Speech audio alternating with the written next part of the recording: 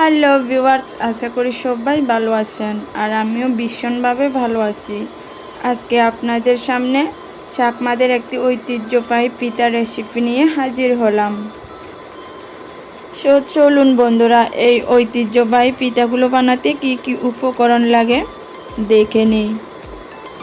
তার জন্য এখানে আমি 2 কেজি পরিমাণ বিন্নি চাল নিয়েছি, যে যার মতো নিতে পারেন।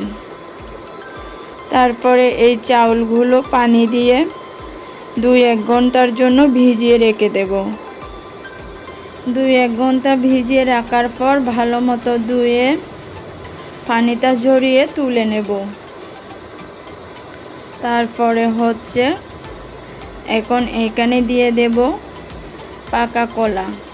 এই পিঠার মূল উপাদান হচ্ছে পাকা কলা। পাকা কলাগুলো একটা একটা করে খোসা ছাড়িয়ে নিচ্ছি।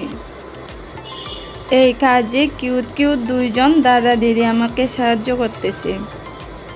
এই দাদাকে দেখতে পাচ্ছেন, ভীষণ কিউট। আর দিদিকে দেখেন, সারা বিশ্ব যদি বলে পানির অপর নাম জীবন, ও বলবে মোবাইল অপর নাম জীবন।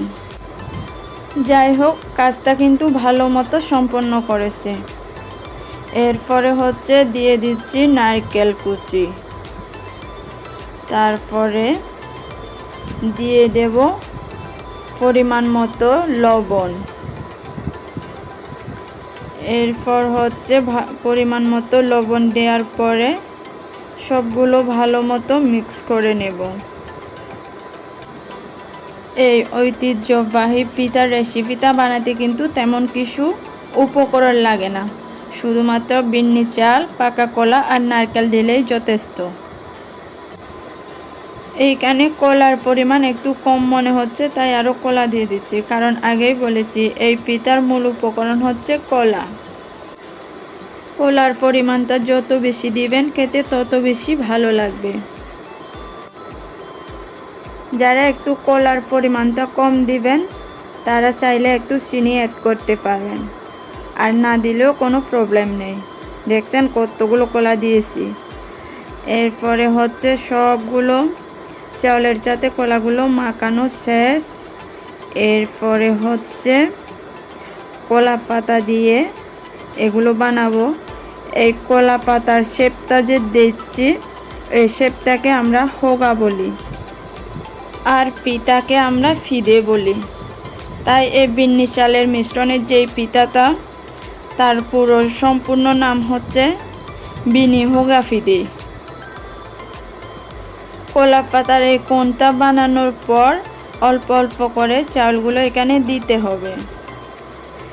এরপরে চালগুলো দেওয়ার পর ভালো মতো মুখটা আটকে দিতে হবে। আমি দেখাচ্ছি কিভাবে আটকে দিতে হবে। প্রথমে এভাবে, তারপর এক পাশে নিয়ে এভাবে ধরে একটা টুথপিকের সাহায্যে এভাবে আটকে দিতে হবে এক পাশ থেকে। এই কাজটা কিন্তু একদম ধীরে সুস্থে আস্তে করে করতে হয়, না হলে পাতাটা ছিঁড়ে যাওয়ার সম্ভাবনা বেশি থাকে। দেখতে পাচ্ছেন আমি কিভাবে করছি। ওয়াও, এই দাদা কিন্তু শুধু নিজেই কিউট নয়, দেখতে পাচ্ছেন আমার থেকেও ভালো কিন্তু পিঠা বানাতে পারে। এরপরে একটা ছিদ্র করা পাতিল নিয়েছি, এখানে একটা স্ট্যান্ড বসিয়ে সবগুলো পিঠা এখানে বসিয়ে দিচ্ছি। সব বন্ধুরা, এই পিঠাগুলো কার কার ভালো লাগে অবশ্যই একটা লাইক দিয়ে কমেন্ট বক্সে জানাবেন। আমরা কথা বলতে বলতে সব পিঠা বানানো শেষ। দেখতেই পাচ্ছেন কতগুলো পিঠা বানিয়েছি, দেখতেও কিন্তু অনেক সুন্দর হয়েছে। তাছাড়া একদম অথেন্টিক কলা পাতা দিয়ে। এরপরে চুলায় একটা পাতিল বসে ওইখানে আমি আগে থেকে গরম পানি জাল করে রেখেছি। এর উপরে এই পাতিলটা বসিয়ে দিয়েছি। যতক্ষণ না পর্যন্ত চালগুলো সিদ্ধ হচ্ছে পিঠাগুলো ততক্ষণ রেখে দিয়েছি। আমার পিঠাগুলো প্রায় 40 মিনিট মতো রেখেছি। এরপরে নামিয়ে নিচ্ছি। ওয়াও, পিঠার ঘ্রাণটা সেই জোস লাগতেছে। বন্ধুরা, আমার ভিডিওটা যদি ভালো লেগে থাকে তাহলে অবশ্যই লাইক, কমেন্ট, শেয়ার করে দিবেন। আর যারা এখনও আমার ফেসবুক পেজটি ফলো করে দিননি অবশ্যই ফলো করে দিবেন আর ইউটিউব চ্যানেলটি সাবস্ক্রাইব করে দিবেন। আর যারা অলরেডি করে দিয়েছেন তাদের জন্য মন থেকে শ্রদ্ধা, সম্মান এবং ভালোবাসা।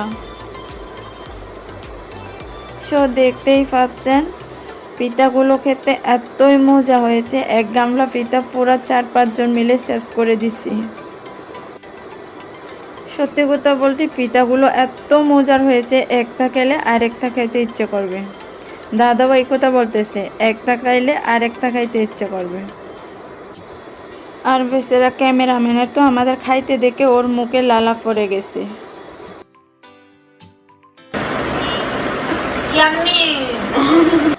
আজকের এই ভিডিওটা এই পর্যন্ত। সবাই ভালো থাকবেন, সুস্থ থাকবেন।